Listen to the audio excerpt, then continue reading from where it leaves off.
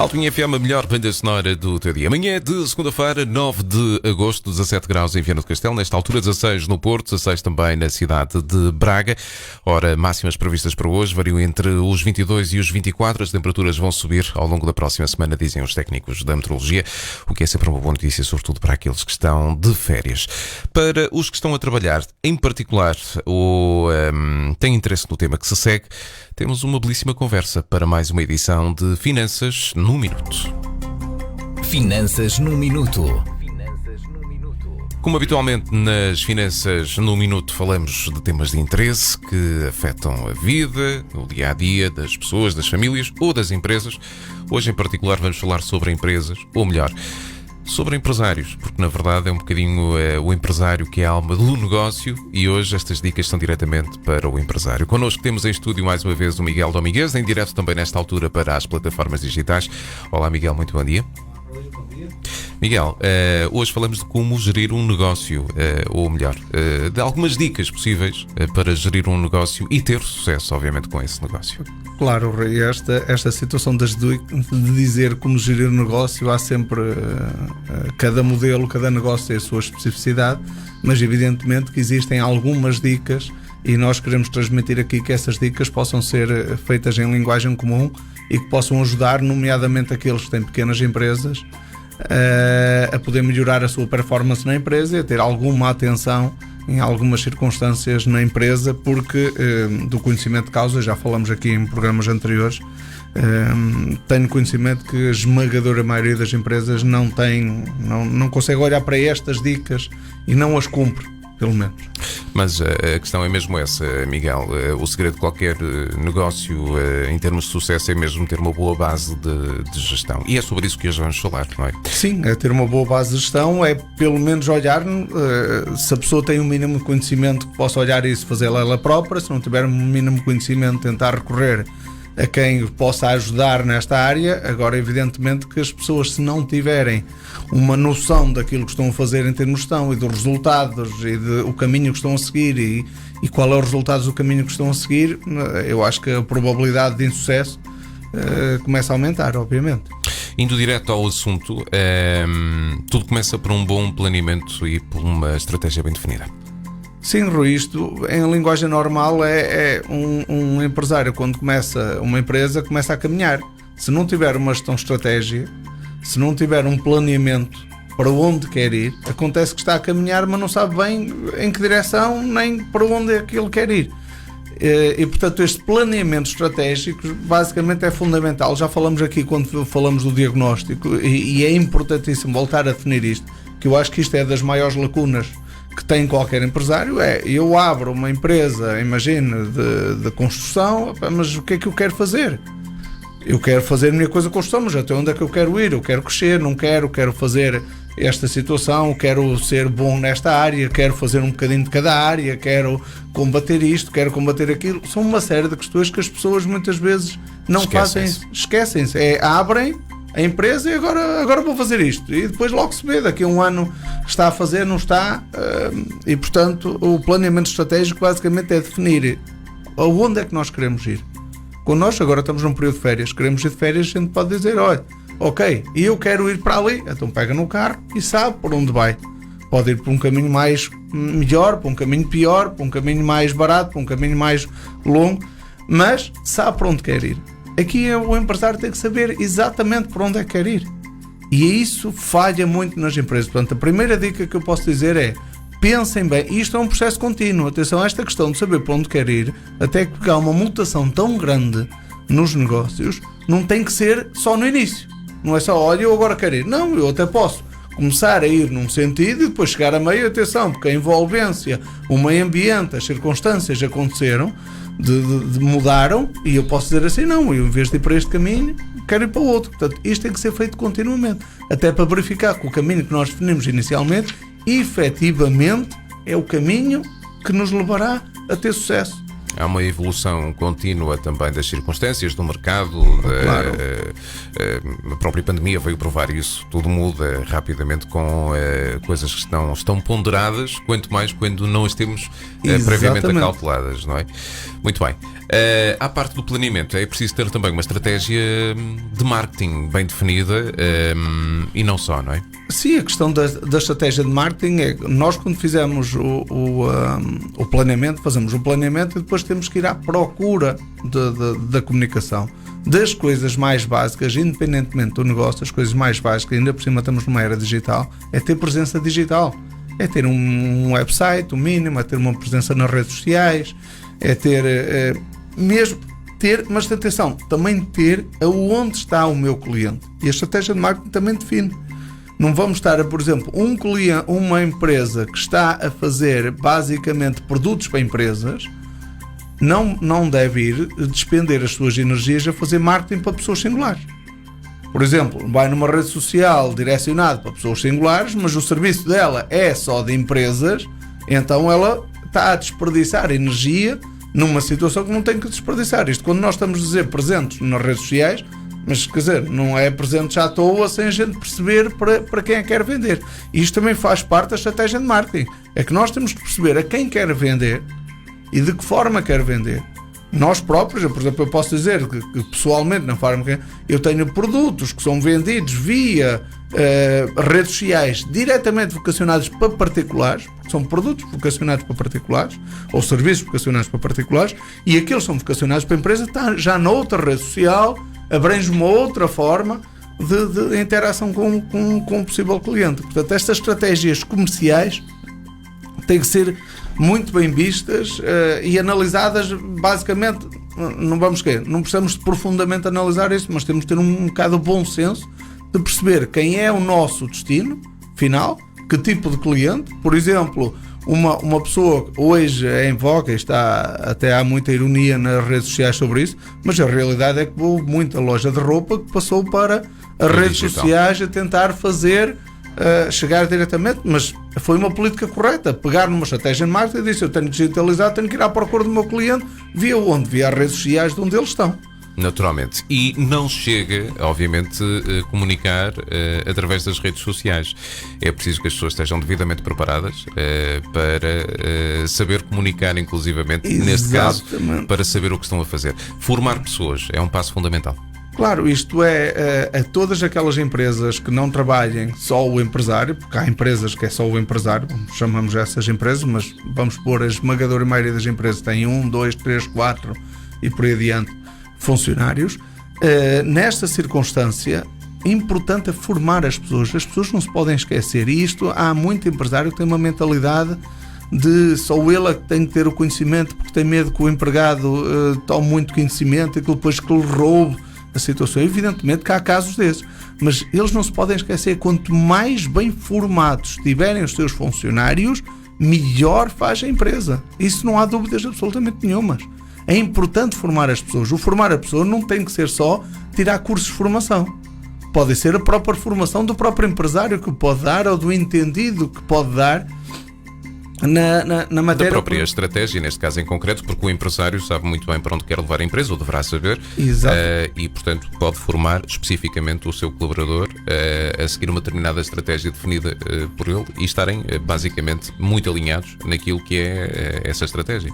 Que é essa estratégia, e além disso há o conhecimento. Repara, o empresário, ou se nós estivermos a pensar, o empresário, eu posso tentar dar um exemplo nosso.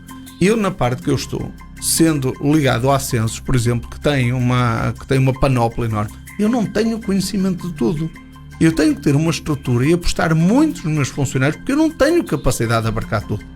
E na nossa área há muito essa... Quem é empresário na área da contabilidade consultora, muitas vezes tem a ideia é o único a ter o conhecimento nessa situação, mas é errado. Porque eu presto um serviço. Quanto mais bem formados estiverem os meus funcionários, melhor é o serviço, porque eu não vou executar o serviço sempre. E depois há aquela velha questão que é o delegar. Aqui podemos, obviamente, enquadrar esse tema. É o de saber delegar responsabilidades, saber delegar, enfim, nas pessoas competentes, as responsabilidades para cada um deles fazer o seu trabalho. É importante delegar da mesma forma que é importante delegar, mas não desresponsabilizar. Muitas vezes as pessoas confundem com delegar e desresponsabilizar. O que é que quer dizer? Um verdadeiro líder e um verdadeiro empreendedor ou empresário tem que saber delegar, mas não pode perder a responsabilidade dessa delegação. Ou seja, tem que passar a operacionalidade para alguém que tenha capaz, tem que ensinar a fazer, mas também, por outro lado, tem que estar sempre atento e nunca pode fugir à responsabilidade dessa situação. E há pessoas que eu noto disso, muitas vezes queixam, eu passei para fulano tal e ele depois não fez. Evidentemente que a responsabilidade direta não é do empresário, porque não foi ele que executou, mas é indireta. Agora, se nós passarmos essa delegação e a seguir formamos as pessoas convenientemente e estamos continuamente a formar as pessoas, o que é que significa? A probabilidade deles errarem é cada vez menor, porque eles vão ter mais ensinamento.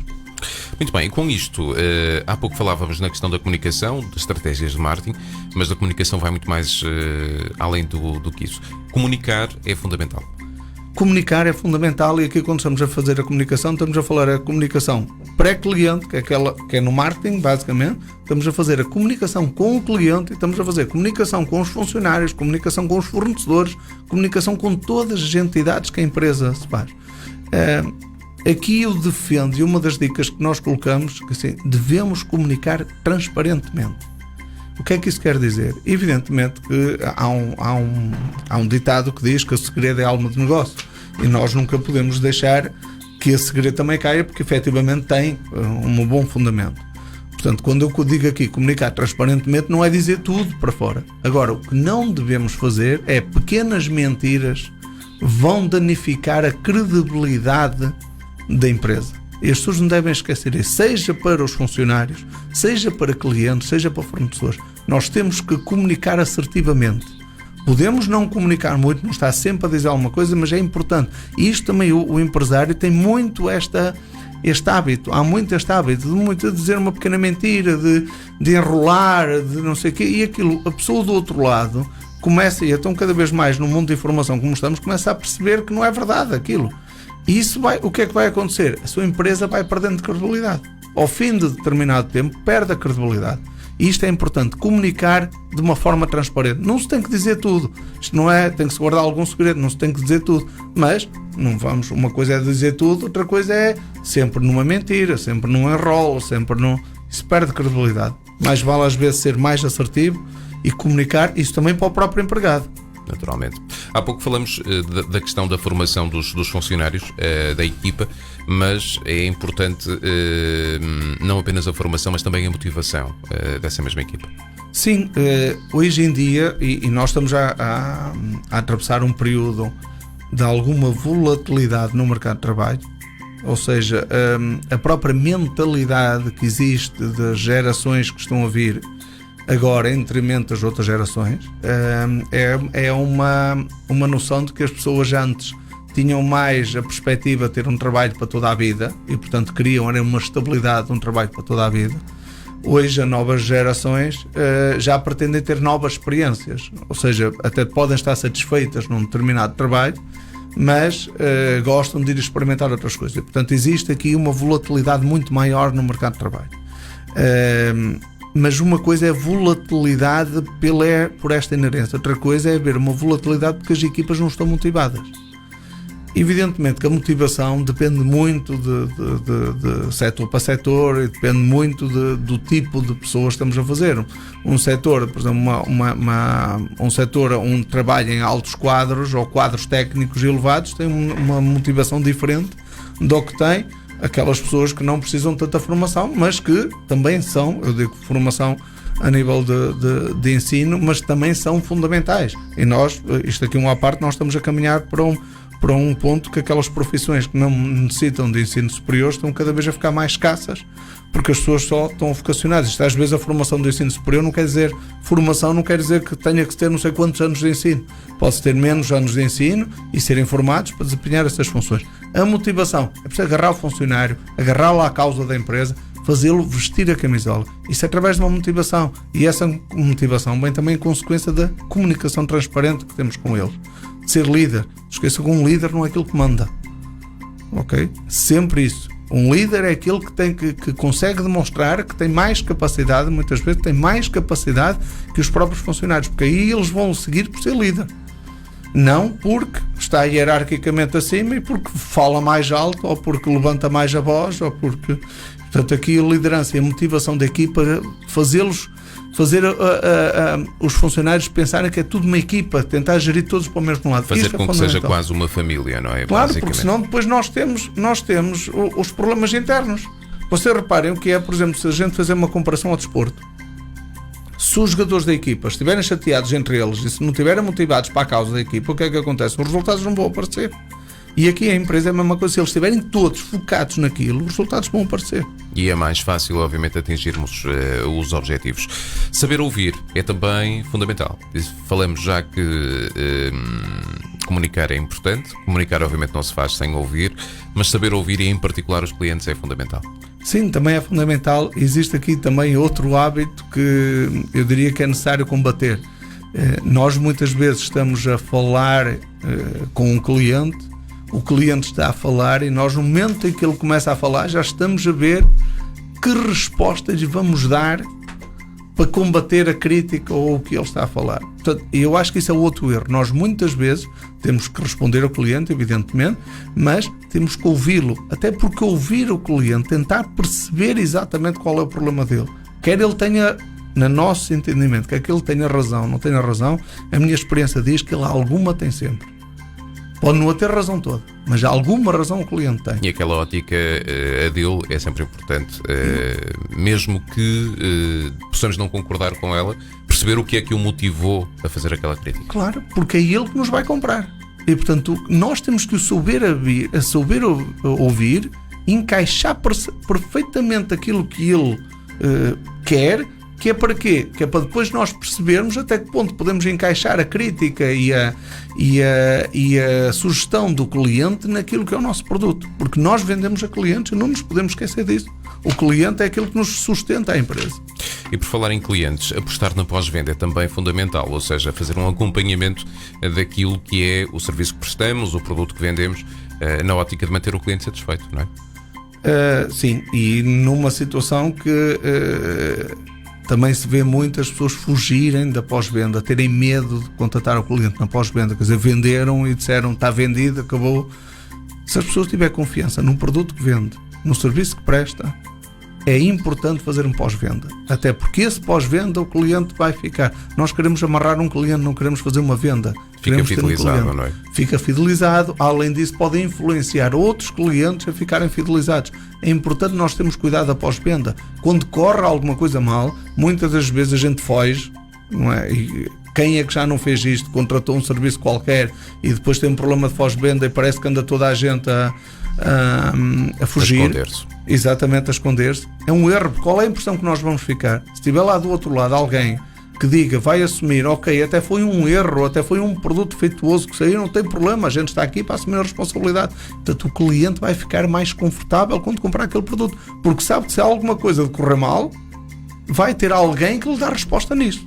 Tem um acompanhamento a todos os níveis e sabe que alguém também está a pensar nele e que se preocupa com ele. Claro, e pensem nessa circunstância. Às vezes o lucro imediato de pensar, vou ter que substituir isto, já vou ter uma perda. Muitas vezes é este pensamento que está, se calhar vai trazer perdas muito maiores no futuro. Modernizar a empresa é essencial, Miguel, não ficar de braços cruzados. Não, isto eu diria que nós antes tínhamos, aqui há uns anos atrás, eu costumo dizer isto na consultoria, havia 3 hipóteses para as empresas, que era crescer, manter-se, e com estas duas asseguramos a sobrevivência, ou não fazer nenhuma destas duas, e a decadência estaria previsível a médio e longo prazo. Hoje só temos duas, porque manter-se hoje não é opção. O mundo está de tal ordem, o nível de concorrência está de tal ordem elevado, a volatilidade, a globalização, a digitalização faz com que isto seja sempre uma corrida ao sprint em todo lado. Portanto, uma empresa dizer assim, eu apenas quero manter aqui, sem ter uma perspectiva de crescimento, isto não vai dar a lado nenhum. E para isso nós temos que aumentar a produtividade, o o que é aumentar a produtividade. Isto tanto se fala de aumentar a produtividade, nós temos que ter capacidade de produzir mais e melhor com os mesmos recursos, ou então com menos recursos produzir o mesmo que produzimos agora. Isto é a nível de serviços, é a nível de produtos, é a nível de entregas, é a nível de fazer essa situação. Se nós não tivermos aqui à procura sempre e apoio na tecnologia, evidentemente que hoje a tecnologia, nomeadamente a nível de software, para quase tudo, ajuda-nos em muita coisa. Portanto, a procura desta tecnologia vai nos levar a aumento da produtividade, que por sua vez vai nos levar a aumento de eficiência e com a certeza nos levará com maior probabilidade ao sucesso. E otimizar processos também faz parte desta linha de pensamento, não é? Mas claro, em sequência nós estarmos sempre a pensar, nós temos que estar sempre a reequacionar se os nossos processos estão os mais otimizados, adequando ao setor onde estamos, até porque aquilo que era eu diria que aquilo que era um procedimento correto há 10 anos atrás pode não ser agora.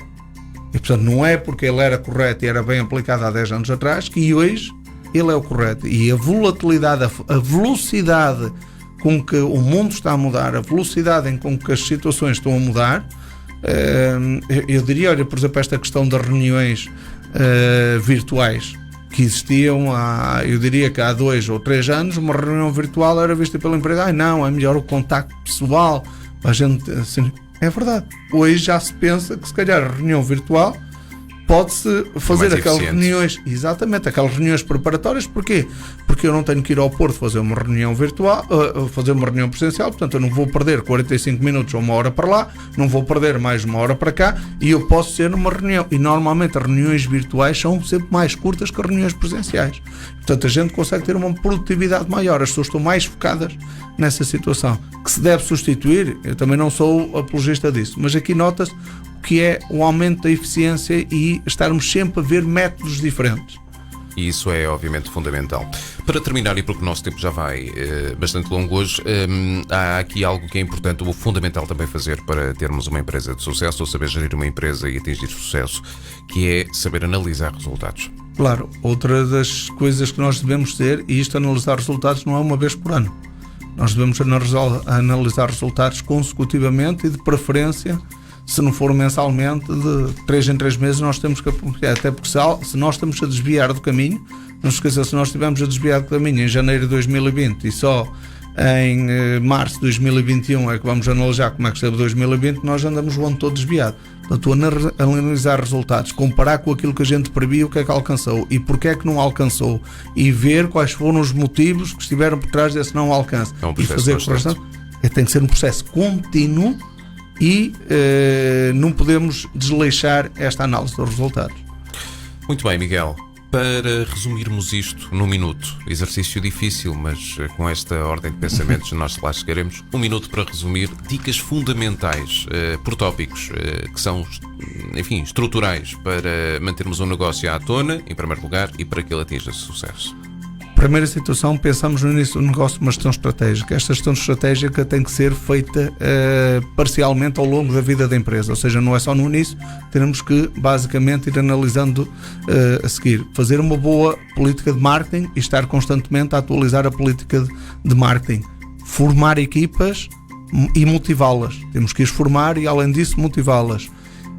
Estar sempre numa constante procura de nova tecnologia, novos procedimentos, de forma a aumentar a eficiência da empresa. E por fim, estarmos sempre a comparar os resultados com aquilo que nós prevemos, de forma a poder fazer correções de desvios que a gente eventualmente tenha em relação àquilo que prevemos. Dicas importantíssimas para seguirmos no nosso dia-a-dia enquanto empresários, mas também para os próprios funcionários perceberem que isto é uma estrutura e que também têm de estar familiarizados com a estrutura, não é? Claro, obviamente, isto é bidirecional. O funcionário também tem que entender que muitas vezes do outro lado está um empresário que tem dificuldades e que tem uma série de situações para fazer, mas que o funcionário também é um papel fundamental e portanto tem que ser um win-win. E que seja. Miguel, obrigado por mais estas dicas fundamentais. Hoje no Finanças no Minuto demos aqui algumas dicas para gerirem uma empresa e atingirem obviamente o sucesso. É apenas uma parte, não é? Exatamente. Porque obviamente cada negócio é um negócio e cada estrutura é uma estrutura. Julgo que ainda voltaremos a este tema mais à frente. Ainda voltaremos mais à frente para dar mais algumas dicas. Entretanto, agradecer então a presença do Miguel, um bom início de semana e voltamos, obviamente, na próxima semana com mais temas. Obrigado, Rui, de e até interesse. para a semana. Até para a semana, então. Miguel Domingues, CEO da empresa Census, uma empresa Neiva Geste Group, nosso convidado para o Finanças no Minuto nesta segunda-feira. Ficará disponível a conversa em todas as plataformas digitais. Dentro de alguns minutos, se não apanharam a conversa toda, então vão poder revisitá-la então ao longo do dia ou ao longo da semana, sempre queiram, em radioaltominho.pt, também através do YouTube e das redes sociais. Finanças no Minuto regressa na próxima segunda-feira. Agora estamos com 29 minutos depois das 10. Finanças no Minuto. Uma oferta Census, uma empresa Neiva Geste Group. Já daqui a pouco temos música nova na edição das manhãs com Touch a Cat. Alto Minho FM.